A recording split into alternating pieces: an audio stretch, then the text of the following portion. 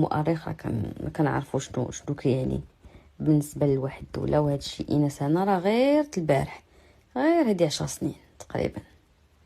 هو هادشي اللي نقراو في هذا النص هذا، سمعوا مزيان. فقاموا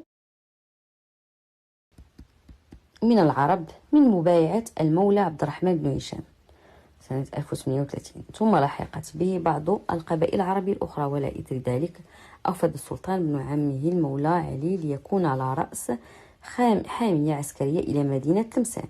وتمكن المولى، سامعوا هادي كوهران راحتي خسارة عاد الخطرة وصلنا حتى المعسكر عاد غير لهنا كانوا المغاربة وصلوا حتى المعسكر. هنا كيقول أن بسط سيطرته إلى غاية الحدود مع مدينة وهران، كما كان للسلطان أعوان آخرين وزعهم على المدن الآتية: المدية، مليانة، دو الجزائر عارفينها دابا، معسكر، هاي قلت لكم معسكر هاي.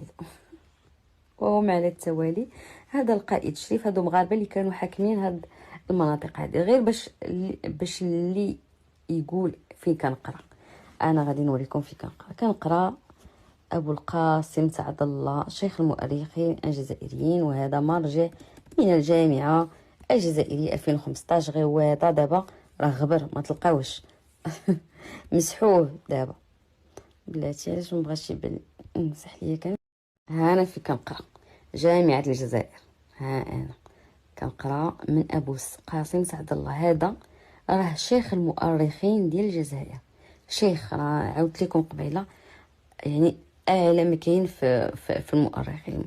ملي كنقول